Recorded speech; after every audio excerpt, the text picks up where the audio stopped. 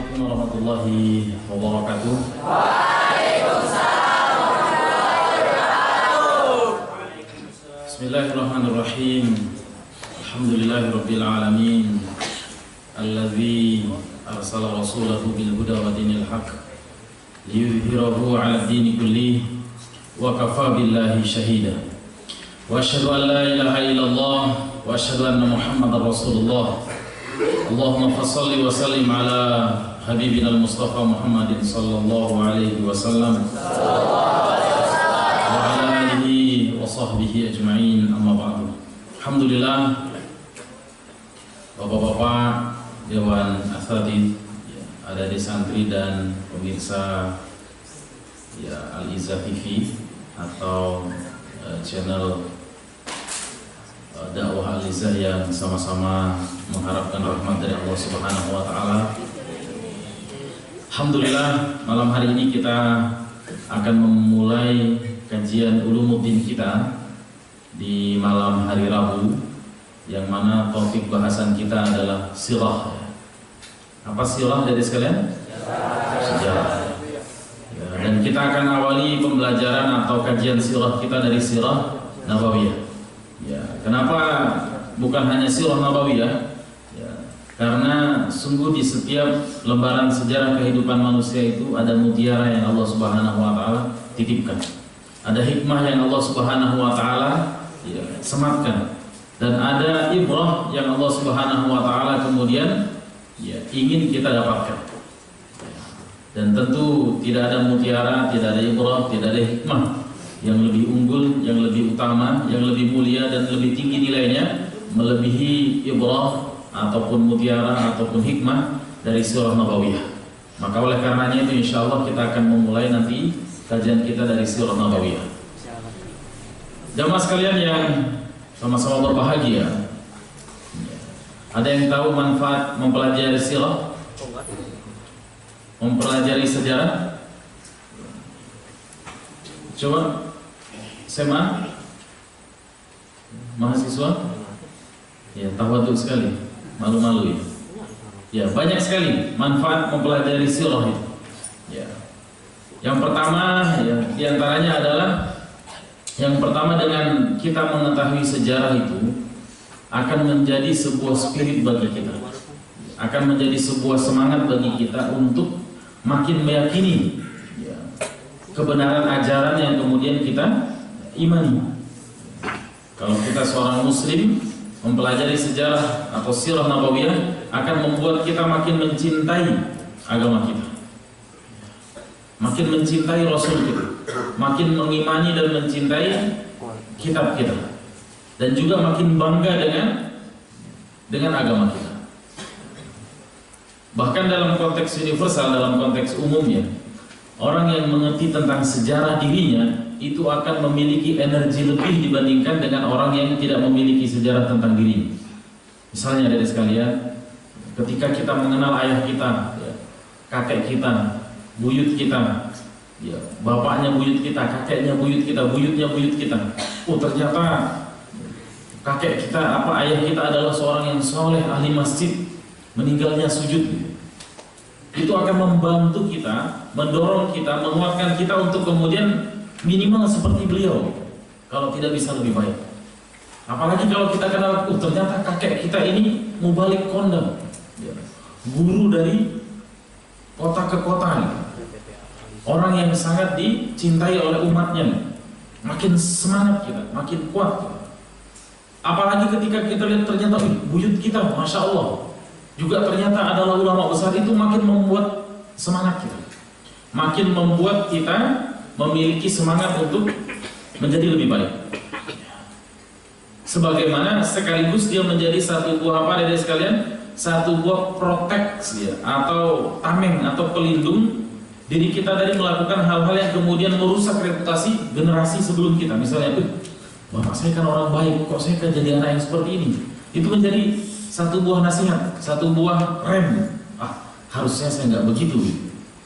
Saya akan meninggalkan cacat dari urut-urutan sejarah kehidupan keluarga saya. Akan menjadi rem sekali lagi untuk kita melakukan hal-hal yang merusak reputasi keluarga kita. Dan kalau ternyata setelah kita mengulik atau mencari tahu tentang latar belakang keluarga kita, ternyata bapak kita misalnya penjudi, mohon maaf ya. Terus kakek kita ternyata juga penjudi, sabung ayam misalnya gitu ya. Buyut kita ternyata bandar judi juga gitu kan. Hendaknya ya ini juga menjadi satu buah motivasi bagi kita ya. Untuk apa? Harus ya, saya akan menjadi orang yang kemudian memutus mata rantai sejarah tidak baik dari generasi-generasi sebelum saya. Nah, seperti itu ada sekalian. Jadi penting untuk kita mengenal sejarah. Sekarang Ustaz mau tanya, antum nih yang berkacamata kenal siapa nama kakek antum? Siapa namanya? Hah? Mispadi, Bambang Supadi, Buyut, nggak tahu. Bapaknya Buyut makin jauh ya.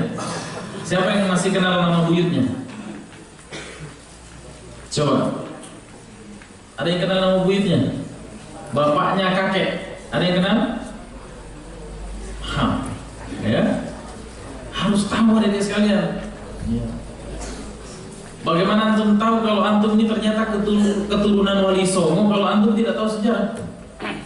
Boleh jadi di antara adik-adik ini ada keturunannya Syekh Muhammad Arsyad Al-Banjari. Boleh jadi ada di antara adik-adik kalian ini adalah keturunan Maulana Malik Ibrahim.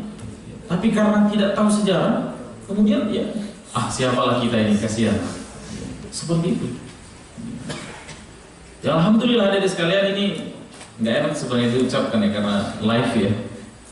Ustaz secara pribadi itu awalnya ketika belum mengenal silsilah keluarga itu ya biasa-biasa saja, bahkan melihat bapak membuka pengajian ya, buat sekolah, buat yayasan ada 2000-an jamaahnya itu nggak tertarik gitu. Ya datang-datang aja majelis taklimnya tapi tidak terlalu terobsesi. Tapi begitu lulus kuliah dari STIS ya, kemudian pulang ke kampung cari tahu siapa kakek, ternyata kakek ini kepala kampung, tokoh besar. Begitu tanya bapaknya kakek atau buyut gitu, ternyata bapaknya buyut inilah yang mendirikan beberapa masjid di tempat ini. Bahkan beliau yang membuka satu perkampungan yang sekarang menjadi satu kabupaten. Dan bahkan beliau ternyata ini bapaknya kakek ini atau buyut ini meninggalnya dalam keadaan sujud pulang haji. Masya Allah. Ini jadi kita ini ternyata keturunan orang besar gitu ya, semangat gitu ya. Terus begitu tahu lagi kakeknya buyut, ternyata lebih ini lagi. Jadi kalau Ustaz itu bapaknya namanya Marwan, Haji Marwan ya. Kakeknya itu namanya Haji Mustafa. Buyutnya itu namanya Haji Zain ya. Bapaknya buyut itu namanya Haji Arif ya. Kakeknya buyut itu satu namanya Haji Usman, Haji Usman, Haji Mukminah. Jadi, ternyata Haji Arif inilah yang menjadi ayah bagi dua pemilik pesantren terbesar di NTB sekarang, Nurul Hakim dan tuan guru yang satunya lagi. Begitu naik ke atas, ternyata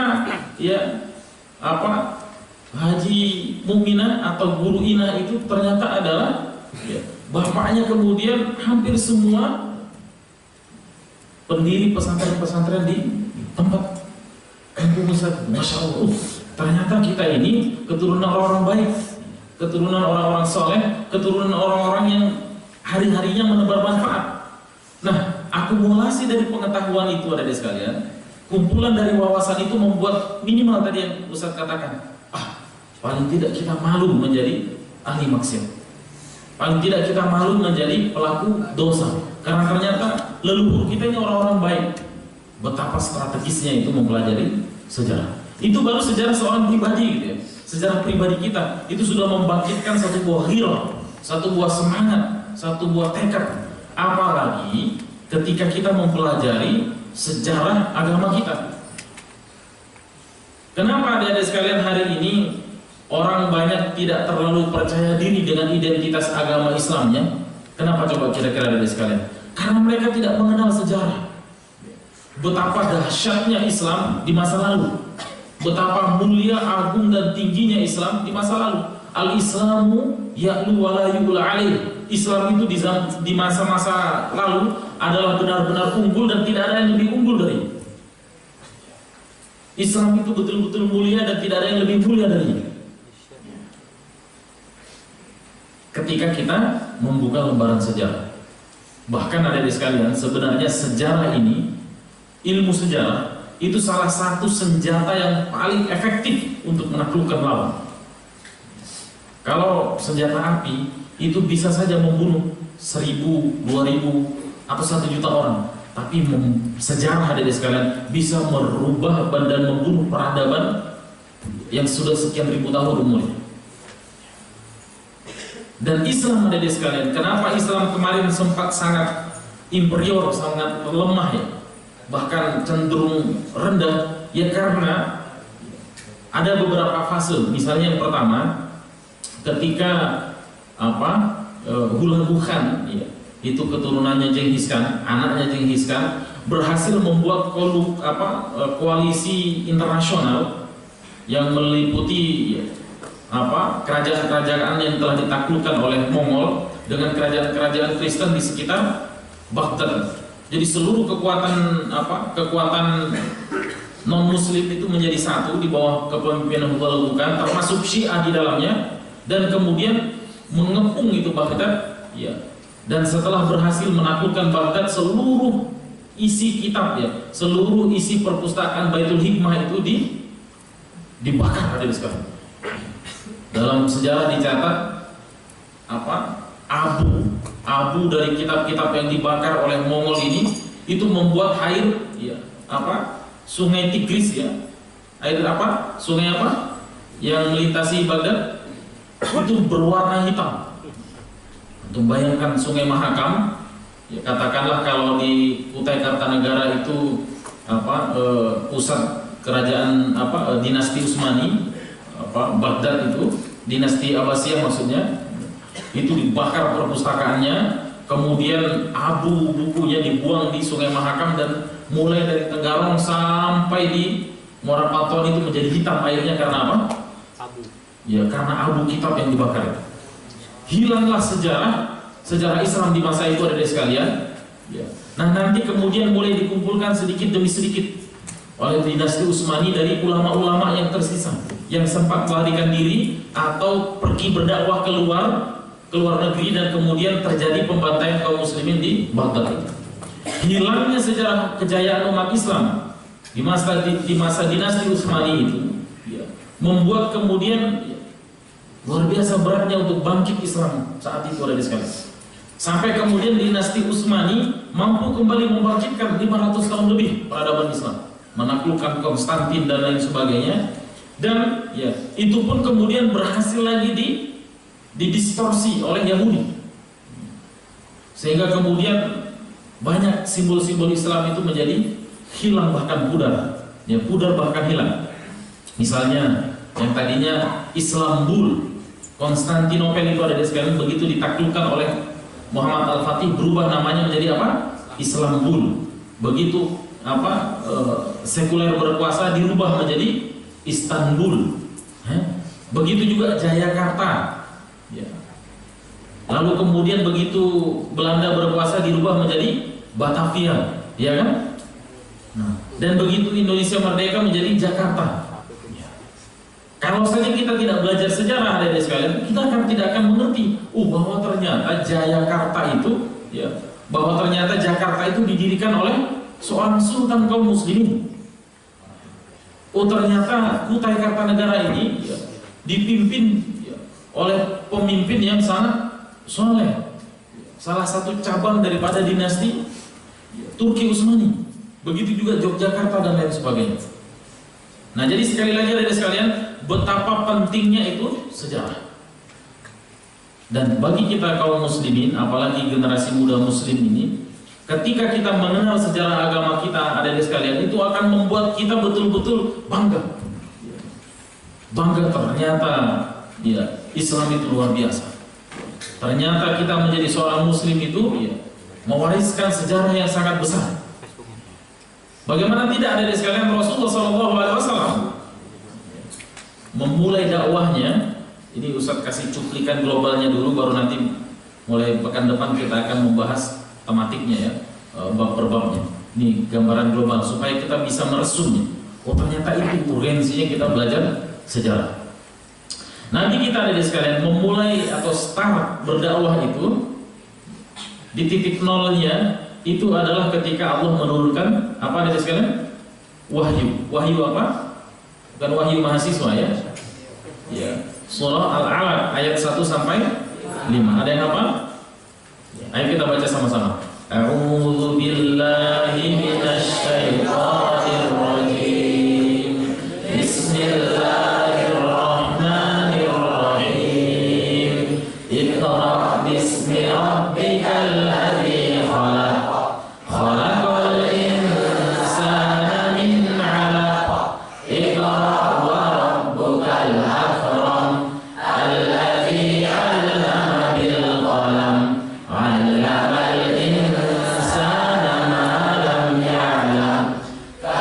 ayat inilah SK pengangkatan Nabi sebagai seorang Nabi dan Rasul.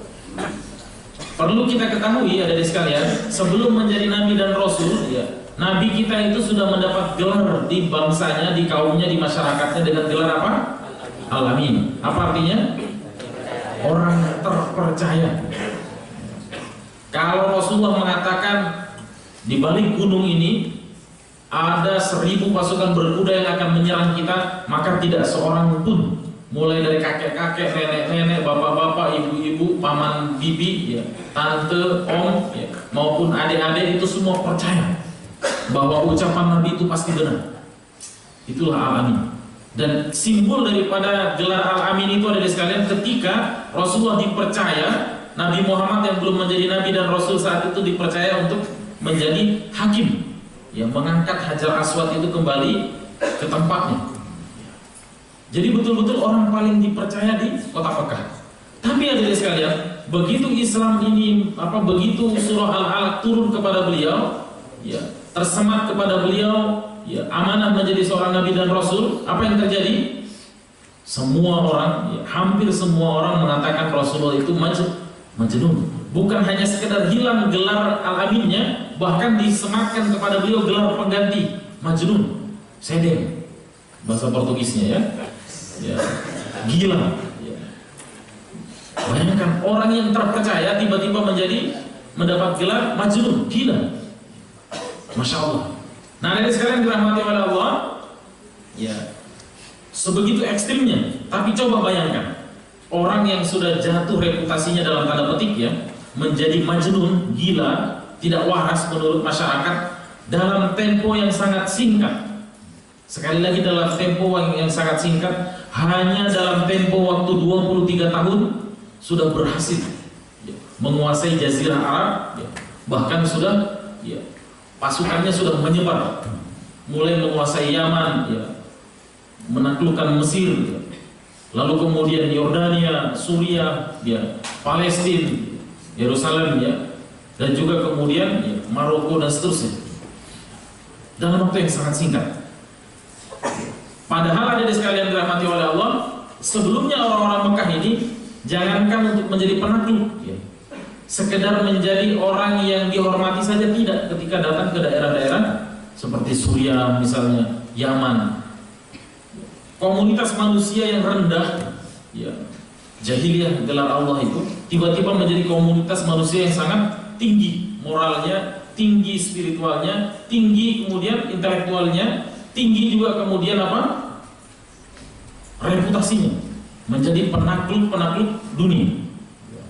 Dan ini terus ada di sekalian rentetannya mulai dari zaman Rasulullah sampai kemudian para khulafaur rasyidin, ya, dilanjutkan dengan ya, dinasti Umayyah, ya, kemudian Abbasiyah, kemudian Utsmaniyah, ya, hingga kemudian di tahun 1924 ya, kekhilafahan itu dibubarkan oleh Mustafa Kemal Atatürk, ya, seorang Yahudi yang menyusup mengaku diri sebagai seorang Muslim dan kemudian menghancurkan Islam dari dalam. Ya. Nah, hadirin sekalian dirahmati oleh Allah, ya, jadi sangat penting sekali lagi untuk kita belajar sejarah. Untuk apa tadi? Yang pertama, menjadi spirit bagi kita untuk apa? Beramal soleh, untuk menjadi lebih baik, ya, untuk menjadi orang yang benar, ya, sejarah pribadi kita saja itu bisa menjadi spirit, apalagi sejarah agama kita yang sangat besar. Juga sekaligus menjadi tameng, menjadi benteng, menjadi pelindung diri kita dari potensi atau kemudian kecenderungan kita untuk melakukan hal-hal yang tidak baik. Atau kalau memang generasi sebelum kita tidak baik, itu menjadi spirit dan energi bagi kita untuk merubahnya menjadi lebih baik. Ya, seperti itu. Kita harus berkomitmen menjadi pemutus mata rantai sejarah yang tidak baik. Nah, dalam konteks kita sebagai mujahid, kita ini semua memiliki 6 jati diri. Berapa jati diri kita ada sekalian? Nah, yang pertama, apa jati diri kita? Ya, kita adalah umat yang menjadikan Quran sebagai pedoman hidup kita. Bagaimana cara kita menggunakan Quran sebagai pedoman hidup kita? Meniti, mempelajari, mengkaji dan mengamalkan Al-Quran itu sesuai dengan Allah Subhanahu wa Ta'ala mendidik Rasulnya, dan Rasulullah mendidik sahabat-sahabatnya. Atau istilah kita di lembaga ini, sistematika wahyu. Jadi kita berquran sesuai dengan cara bagaimana berqurannya Rasulullah SAW. Itu jati diri kita. Yang kedua, jati diri kita apa dari sekalian? Ahlus sunnah wal jamaah. Kita adalah orang-orang yang menjalani Al-Quran itu, menapaki Al-Quran itu sesuai dengan sunnah Rasulullah SAW dan para sahabatnya yang menjadi pengikut beliau, bukan yang lainnya. Kemudian yang ketiga, apa dari sekalian jati diri kita? Kita adalah al-harakah, al-jihadiyah, al-islamiyah. Coba ulangi, al-harakah, al-jihadiyah, al-islamiyah.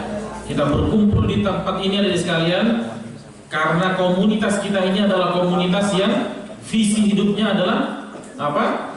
Bergerak, berjihad untuk memperjuangkan agama Allah Subhanahu wa Ta'ala.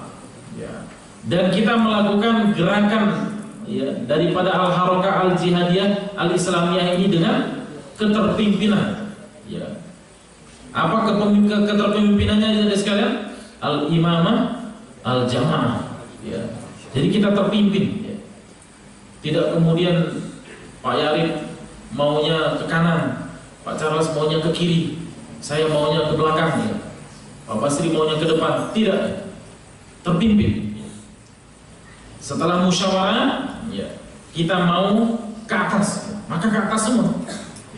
Saya belum punya sayap, Ustaz. Ya sini. Ya pegangan sama saya yang sudah punya sayap. Seperti itu, kita sama-sama ya, seperti itu. Jadi apa? Imamah jamaah, bahwa perjuangannya kita itu di bawah satu buah komando kepemimpinan. Lalu kemudian yang kelima, apa dari sekalian? Setelah imamah jamaah, yang kelima, jamaatun minal muslimin, bahwa jamaah kita ini, kepemimpinan kita ini, harokah kita ini adalah bagian dari kaum muslimin. Karena apa dari sekalian? Karena bukan hanya kita yang berjuang, ada juga saudara kita di tempat lain yang berjuang dengan harokahnya, juga ahlus sunnah wal jamaah. Misalnya di Mesir ada apa? Ikhwanul Muslimin misalnya. Di Palestina ada apa dari sekalian? Hamas. Lalu kemudian di tempat-tempat lain. Nah, mereka itu adalah saudara kita. Termasuk ada jamaah tabligh saudara kita, ada Nahdlatul Ulama keluarga kita, ada Muhammadiyah juga adalah sahabat kita. Jadi jangan ada santri yang mengatakan NU sesat ya. Ada yang mengatakan NU sesat di sini. Antum yang sesat kalau mengatakan NU sesat ya. Jadi NU adalah saudara kita. Muhammadiyah adalah saudara kita. Ya. Terus jamaah tabligh juga adalah saudara kita. Seperti itulah komitmen apa? Jamaatun minal muslimin. Ya. Kemudian yang keenam apa? Al-wasatiyah. Apa dari sekalian? Al-wasatiyah. Apa al-wasatiyah? Jalan tengah. Maksudnya apa? Kita tidak ekstrim ke kiri dan tidak ekstrim ke kanan. beribadah kita, tapi tidak berlebih-lebihan. Kan dibangunkan jam 2 ya? Ya enggak? Jam 2 atau jam 3? Jam 3. Kita tidak mengatakan habis sholat isya, ya, tidak ada tidur, semuanya langsung berdiri sholat tahajud sampai subuh setiap malam. Nah, kita tidak begitu ya. Ya, jam 3 sampai jam 4, jam 2 sampai jam 4, atau jam 1 sampai jam 4. Maksimal kita jam 12 sampai jam 4. Nah, seperti itu wasatiyah. Begitu juga ketika ada yang mengatakan ini ahlul bid'ah, ini sesat, ini bahkan kemudian murtad dan lain sebagainya, kita tidak seperti itu. Yang berhak mengkafirkan orang hanya Allah Subhanahu wa taala. Ya. Seperti itu. Nah, adik sekalian dirahmati oleh Allah, jadi al-wasatiyah. Nah, coba ulangi 6 jati diri Hidayatullah, 6 jati diri ya al-izzah. Yang pertama ya, Al-Quran sebagai ya, sebagai petunjuk dengan sistematika nuzulnya wahyu atau sistematika wahyu sebagai cara dalam mengkaji, mengamalkan dan memperjuangkannya. Yang kedua, kita meniti Al-Quran sebagai pedoman itu dengan panduan sunnah Rasulullah dan para sahabatnya, atau singkatnya Ahlus Sunnah wal Jamaah. Yang ketiga,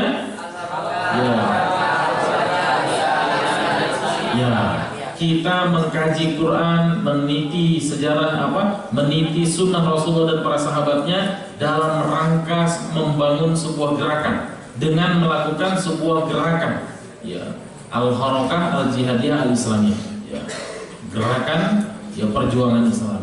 Lalu kemudian yang ketiga, kita berjuang dengan cara apa? Terpimpin, terkomando, ya, atau bahasa singkatnya imamah jamaah. Yang keempat, jama'atun minal muslimin, bahwa gerakan kita ini, komunitas kita ini, perjuangan kita ini adalah bagian dari seluruh kaum muslimin. Seluruh kaum muslimin adalah saudara kita yang sama-sama mencita-citakan bagaimana Islam kembali kepada kejayaan yang telah dijanjikan oleh Allah dan Rasulnya. Yang kelima, apa adik sekalian? Yang keenam ya, al-wasatiyah ya. Yang pertama Al-Quran ya sebagai pedoman dengan sistematika nuzulnya wahyu. Ya, kemudian yang kedua Ahlus Sunnah wal Jamaah. Yang ketiga al-harakah al-jihadiyah al-islamiyah. Yang keempat imamah jamaah. Yang kelima jama'atun minal muslimin. Yang keenam al-wasatiyah. Nah, kita kembali ke topik kita, adik-adik sekalian, bahwa itu betapa pentingnya mempelajari sejarah. Manfaatnya jelas, ya, faedahnya jelas. Maka ketahuilah adik-adik sekalian, ya, tidak ada pemimpin besar, tidak ada peradaban besar kecuali berangkat dari basis sejarah yang besar, ya. Kecuali berangkat dari sejarah yang besar, yang jelas, ya. Dan kita, masya Allah, Allah Subhanahu wa Ta'ala telah wariskan kepada kita Al-Quran. Coba dari buka Al-Quran itu, hampir di setiap surah pasti ada sejarah di sana, ya, pasti ada sejarah di sana. Coba, ada yang bisa menyebutkan 10 sejarah dalam Al-Quran? Sejarahnya ya, Nabi Adam. Sejarahnya ya, Nabi Ibrahim. Sejarahnya ya, 25 Nabi. Semua sejarahnya dari situ, ya. Terus sejarah Nabi siapa yang paling lengkap dalam Al-Quran?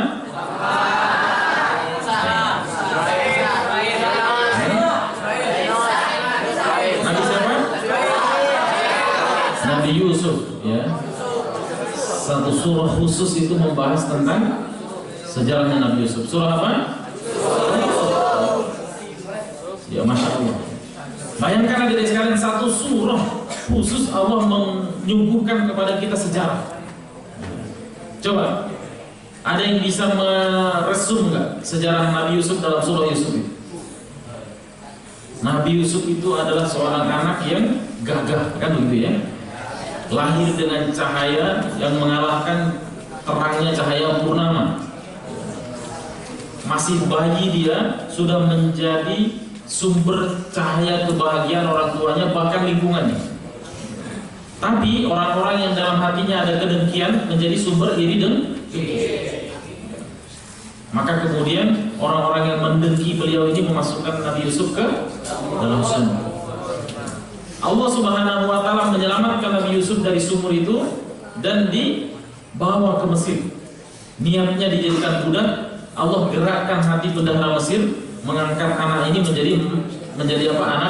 Anak. Masih remaja, usia kelas 2 SMP, kelas 3 SMP, ibu angkatnya naksir sama dia. Bayangkan ada sekarang. Saking gagahnya itu Nabi Yusuf, ya, ibu angkatnya jatuh hati sama dia.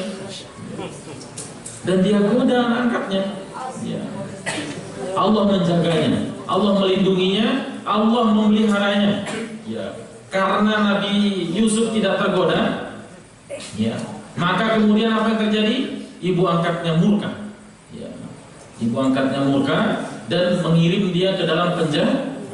Tidak cukup hanya di penjara, dicambuk pula dalam penjara. Tapi dasar memang orang baik. Ya. Sudah di penjara, dicambuk pula. Yang dia lakukan apa? Justru dia berdakwah kepada orang-orang yang ada dalam penjara. Dan ketika takdir membawa dia menjadi bendahara Mesir, orang-orang yang tadinya menjadi temannya di penjara itu menjadi temannya, ya, mensejahterakan masyarakat Mesir. Puncaknya Nabi Yusuf kemudian menjadi perdana menteri, bukan hanya bendahara tapi perdana menteri. Dan saat yang sama keluarganya, ayahnya, kakak adiknya dilanda oleh kemiskinan di Palestina. Maka kemudian mereka dibantu, ditolong dan diselamatkan oleh Nabi Yusuf. Apakah Nabi Yusuf dendam? Tidak, ada sekalian. Salah satu ciri pemimpin itu, salah satu ciri orang soleh itu, salah satu ciri orang yang mulia itu, ada sekalian, membalas keburukan dengan kebaikan. Membalas cacian dengan doa kebaikan. Membalas kemudian hinaan dengan apa? Doa kebaikan.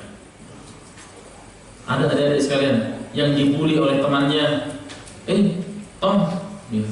Tahu artinya maksudnya Tom? Drum, ya. Atau bahasa kasar bahasa halusnya itu gendut, gitu. Gendut, gitu ya. Itu kan bully, ya. Nah, bagaimana jawaban orang yang kemudian soleh, orang yang arif, orang yang bijaksana, orang yang kemudian mengerti tentang adab dan keutamaan akhlak? Ya, semoga Allah sehatkan antum. Semoga antum disempurnakan fisiknya oleh Allah. Bukan sebaliknya. Apa kering itu kering, ya. Arang, bukan.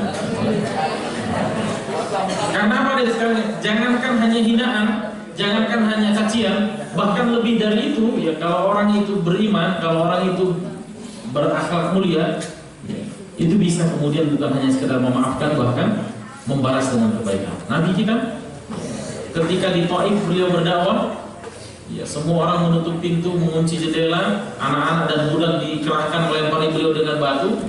Malaikat pun turun menawarkan bantuan untuk menghabisi ini orang-orang yang jahat, ya. Apa kata Nabi? Jangan, wahai malaikat. Ya. Kenapa jangan, ya? Karena saya baru saja berdoa kepada Allah, semoga Allah memberikan mereka hidayah. Kalau bukan mereka, mudahan anaknya. Kalau bukan anaknya, mudahan cucunya. Kalau bukan cucunya, mudah-mudahan ada dari generasi mereka yang Allah Subhanahu wa taala berikan hidayah. Masya Allah. Nah, dari sekalian dirahmati oleh Allah, jamaah sekalian yang juga sama berbahagia. Barangkali itu, ya, penyampaian awal, dan insya Allah untuk rujukan kita nanti yang akan kita bahas adalah kitab Sirah Nabawiyah yang dikarang oleh Syekh Safir Rahman Al-Mubarakfuri. Ya, beliau adalah salah seorang ulama sirah yang memenangkan atau juara satu lomba penulisan sirah internasional yang diadakan oleh Raja Arab Saudi. Sangat komprehensif, lengkap, dan cukup mewakili Tentu kita akan tambahkan nanti dari rujukan lain, seperti sirah dari Ibn Hisham ya. Kemudian juga sirah-sirah yang lain ya. Nanti kita akan tambahkan kekurangan-kekurangannya. Tapi rujukan utamanya itu.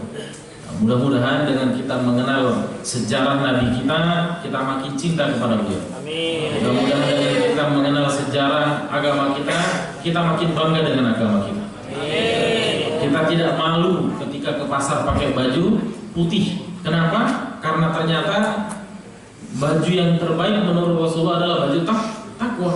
Ya. Dan baju takwa itu ya, yang paling disenangi Rasulullah adalah baju putih. Para malaikat itu bajunya warna putih. Ya. Nah, seperti itu. Kenapa kita bangga memakai baju yang menutupi aurat kita? Karena kita cinta kepada Rasulullah. Karena kita cinta kepada Islam. Kenapa kita bangga senantiasa menjaga ibadah kita? Karena kita tahu bahwa dengan cara menjaga ibadah kita itulah kita bisa hidup mulia di dunia dan di akhirat. Kenapa kita bangga menghafal Quran? Karena kita sadar bahwa dengan Quran itulah kita bisa akan menjadi pemenang baik di dunia maupun di akhirat nanti. Dan seterusnya dan seterusnya.